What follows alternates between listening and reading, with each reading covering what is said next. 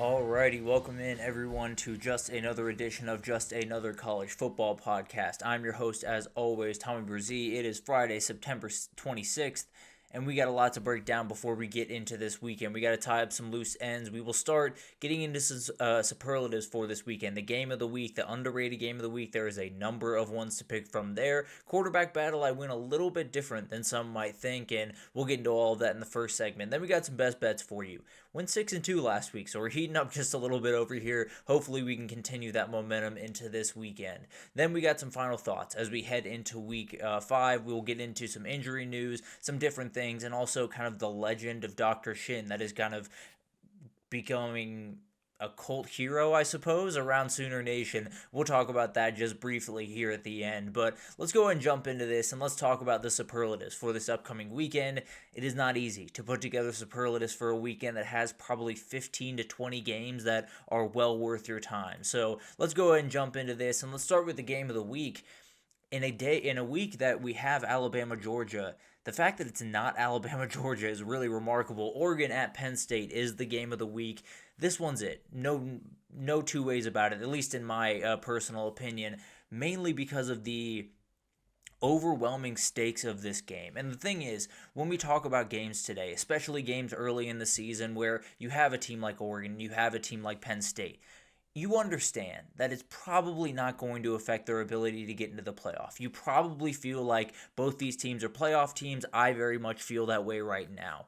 This one isn't about that in any way. This one is about James Franklin and Penn State finding a way to get a win that has eluded them for a very, very long time. 2016 was such a magical moment where they beat Ohio State. They're able to win the Big Ten West, and they move on and they find or Big Ten East, losing the divisions after far too long. They've been gone, but at the end of the day, it was a massive, massive moment for that program, and it kind of felt like a turning point. Didn't end up being that. They went kind of right back to losing to Michigan, losing to Ohio State, and that's not a great sin in the world of college football. Not being able to keep up with those teams doesn't change. That's where Penn State wants to be. They want to be one of the premier programs in the entire country, and they have all the capability in the world to do it. They brought back everyone for this one. And then Oregon comes into town kind of as the new team on the block, the team that is looking to kind of leapfrog Penn State in some respects. They win the Big Ten in their very first season, beating Penn State,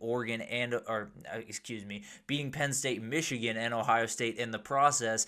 And they're a ridiculously talented team coming back this year. That being said, Dante Moore goes on the road for his very first start of his college career. Huge moment for that kid. You have ridiculous amounts of NFL talent on the football field. I imagine a lot of NFL scouts will find their way to Oxford, Mississippi, Athens, Georgia, and up to State College, Pennsylvania this upcoming weekend, because it is going to be some special talents. Dante Moore will be an NFL player, I think, for about 10 or 15 years. Just a beautiful, beautiful throw over the football. A guy that I feel very confident in going forward, even if I don't think he's going to win this matchup. Drew Aller, the prototypical NFL quarterback, needs to show that next level, and this would be the moment to do it. Nick Singleton and Katron Allen, including Mekhi Hughes on the other side, who's a great, great player. Dyer Hill becoming a massive player for Oregon in that running back room. Then you got DeCorian Moore, who you're going to have to wait a little bit if you're an NFL scout, but absolutely a star in the making. And then Kyron Hudson, Trevor Pena, Devontae Ross, all guys that you absolutely could hear their name called. And then on the defensive side of the ball, it's ridiculous. Mateo Uyunglele, Denai Dennis Sutton, you have Zariah Fisher, you have Tony Rojas. It is ridiculous, the amount of NFL talent. A.J. Harris is going to be on this football field. It's going to be special. And then you add in the whiteout. You add in a nighttime kickoff. This one's going to be off the charts incredible. And the fun thing about this dynamic is Oregon's kind of playing with house money. Not to say they can't, they absolutely can lose this game and be totally fine, because it would make the rest of the season kind of a tightrope walk. And you don't have, an incredibly tough schedule, but there are enough trip-up spots to where they really do want to win this game. But the reality of the matter is Penn State needs it. They absolutely need this moment. If they don't win it, then they're going into Columbus with much less confidence than they want to, and then you lose that one, and then the questions continue to pile up. They need to find a way to get this one. I think they find a way to get it. I don't know how it goes. I think it could be all over the place. But at a certain point, you have to get over that hump. I tend to believe Penn State's going to do it this weekend. One way or another, this one's going to be special. You got Cal at Boston College as my underrated game of the week. These are two of the more fun young quarterbacks that you will find in the entire country. Jaren Kiave Sangapula-Tele has done a great job early on in the year. Struggled last week against San Diego State, threw 3 picks, really was all over the place. That's the reality of being a young freshman quarterback. I think he will find a groove. Dylan Lonergan, really incredible player that grew up about 15 miles from me. Went to Brookwood High School here in Atlanta and has done a great job since transferring from Alabama to Boston College.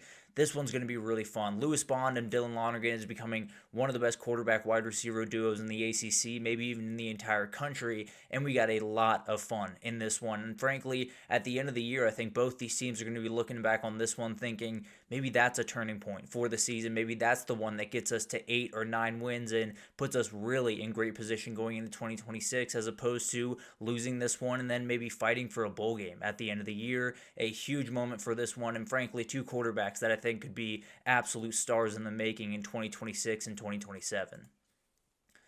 The quarterback matchup that I'm watching closely is Julian Sayin against Damon Williams Jr. It's not necessarily the best one of the group. I think I would lean Dante Moore against Drew Allar if I had to be honest there, but this one is just so fascinating to me. Two young quarterbacks that frankly I think both have Heisman potential. I think both have the ability to not only sniff that this year, but especially be a part of the main crew going into 2026 when you talk about that prestigious award. Julian Sayin's one of the most pure throwers of the football I have ever seen. It's really comfortable coming out of his hand, a lot like that CJ Stroud type quarterbacking, maybe not quite as much arm strength outright, but the elite ability to put the ball wherever he wants is incredible. He's going on the road to an atmosphere that is very tough. It is going to be a battle for him to keep his wits about him, and I think they're going to need to throw the ball around just a little bit in this football game to get the win.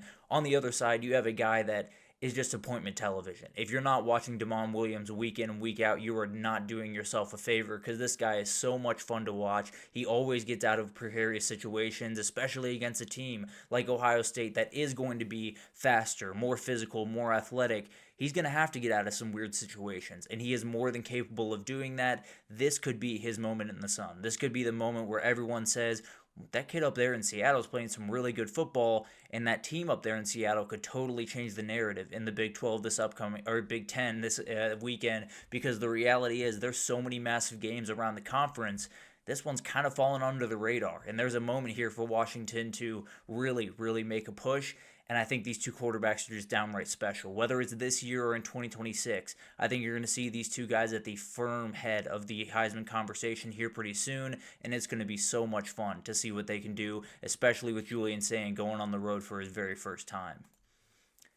The team that I think will impress the most this upcoming weekend is the USC Trojans, and this really is interesting because when you look at the travel dynamics going into this weekend for USC, it has not been kind to them by any means. They go on the road to play a Purdue team that might be a little bit more feisty than I was giving them credit for. Apologies to the Boilermakers up there, but they're playing some really solid football. Then come back down to LA, and they play an 11 p.m. kick. Well, 11 p.m. Eastern time, 8 p.m.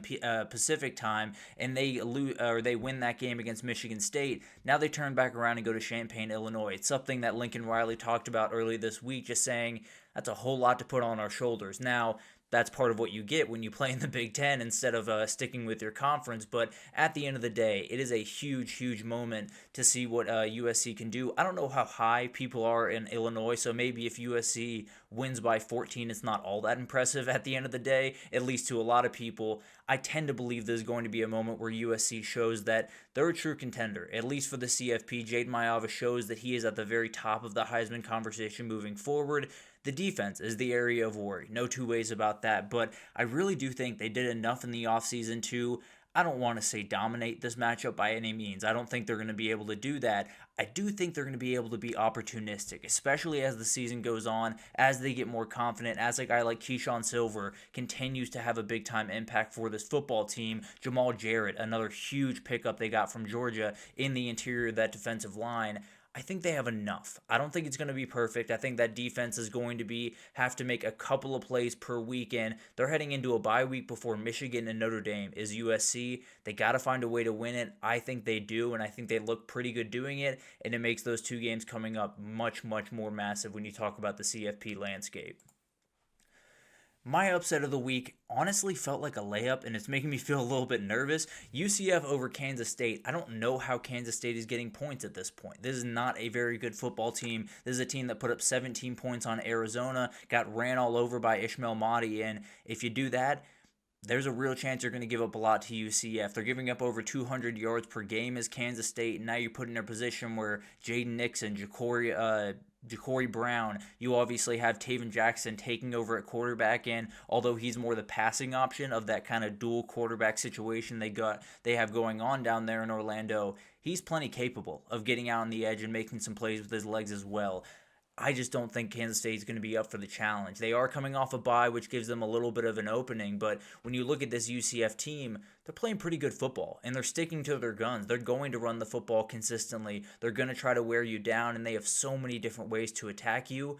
I think UCF is able to get this win. I think they're able to continue to move forward, and KSU, I just really don't know what I'm getting week to week at this point. I know for a fact I'm not getting a good passing performance from Avery Johnson at this point. So I think you're put in a position where if one team's going to run the ball absolutely down your throat and totally control possession, and the other team is probably going to give you a couple of mistakes from time to time, I'm going to take the team that even on the road, I believe UCF is able to do this, able to control the pace of this game, and probably run for 200 or 250 in this game, and Jaden Nixon leads the way to a big time win for UCF.